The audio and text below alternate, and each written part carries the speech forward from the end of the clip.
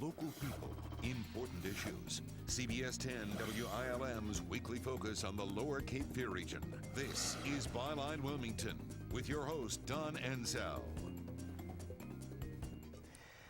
Well, since the Cape Fear Public Utility Authority opened their doors in 2008, it's been a center of controversy about everything from their incorporation as an authority to their operation, billing procedures, budget priorities, and customer rates, just to name a few. Today we have with us New Hanover County Commissioner Rick Catlin, who is now a member of that board, and blogger Chato Shields, who is a watchdog. They're going to address some of the controversy surrounding the Cape Fear Public Utility Authority. Mr. Commissioner. Good morning, Don. And Mr. O'Shields. Good morning, Don. Pleasure Appreciate to meet you. Yes, sir. Glad to be here. I've known, as I mentioned off camera, I've known your dad for years and years and years. Buck O'Shields is Chad's dad. Let's start out really basic. Who now owns the Cape Fear Public Utility Authority? Who owns it? Yeah.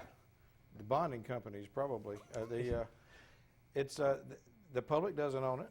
The public does not own it. The city doesn't own it. The county doesn't own it. It's a unusual entity that's outside of any normal type of establishment. That's why I kind of asked, because good question.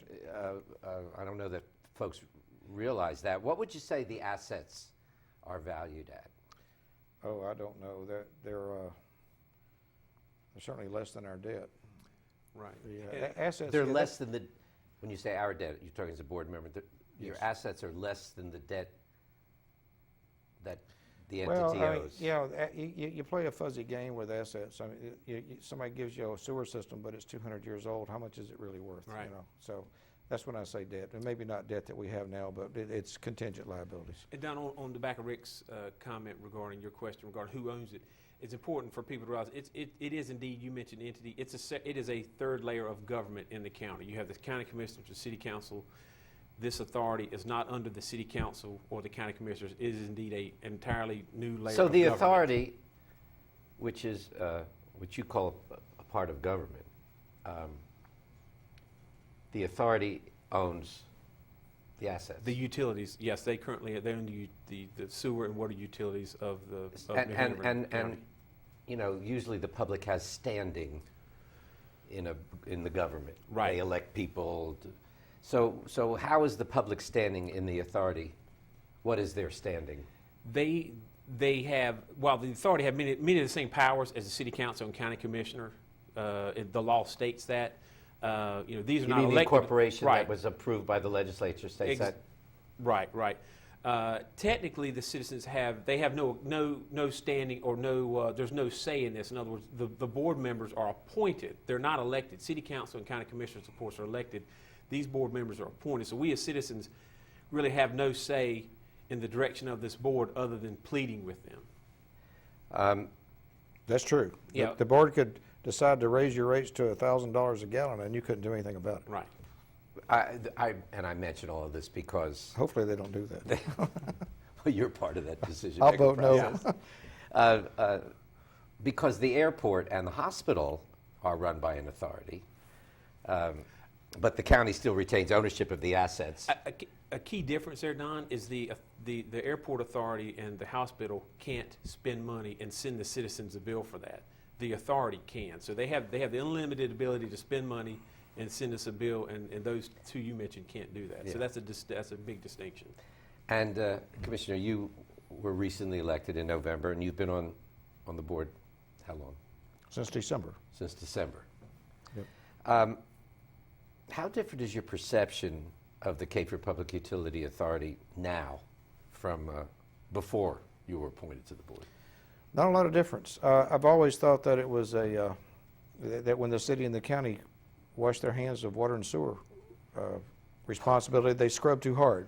And as I mentioned before, the city used to subsidize at least a portion of the fire protection part of the water supply, and the county used to have a 1/2 cent sales tax that they used for waste tax and the water and sewer. And while the county still subsidizes some, they don't do it nearly as much as they used to. So now we've got years and years of deferred infrastructure that we have to repair off of fees alone, and that includes fire protection, it includes everything. Fees alone meaning the bills that the customers pay. User rates. And with no help from the city or county, which used to kind of subsidize it in certain ways. Well, yeah, and clean water and sanitation are basic responsibilities of local government. You let us have an earthquake like Haiti did, and what's the first thing they're going to do? People are going to give you water and sanitation. Do you think consolidation was the right choice?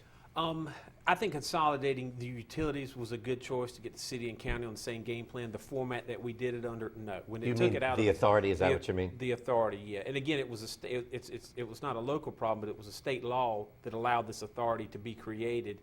And again, it took the public say. The public has no say in really what goes on. And that was the major criticism that people were opposed to.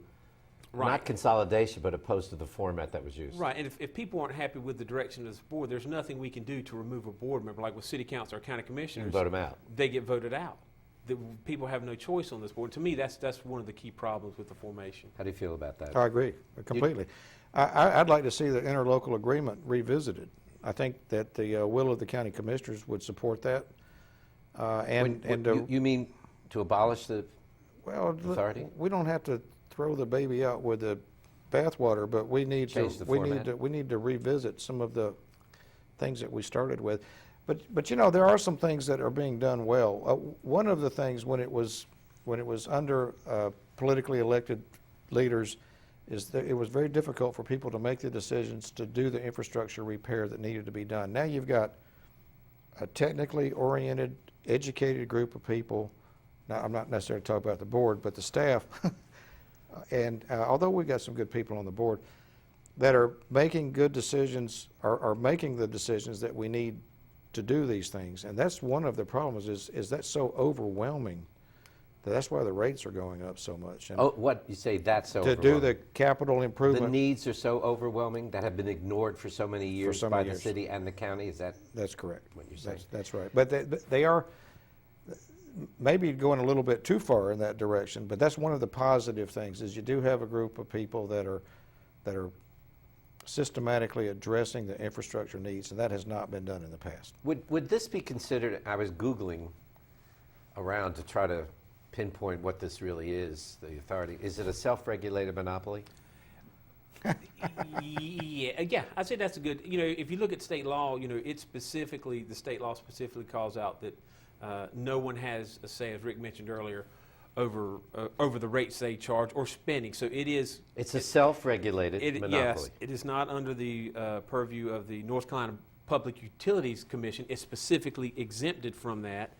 It is a scary thing because I don't believe our forefathers envisioned us creating such a thing as this. Something that's a part of government with the unregulated ability to spend money. Now, like what Rick said, certainly positive things are being done and money does need to be spent, but for us not to have a say and for it to be unregulated in this fashion, I mean, that's a scary thing. We'll come back and talk more about the Cape Fear Public Utility Authority, talk about some of the criticisms that have been lodged, other than what we've already been talking about, against the authority when we come back. Stay with us.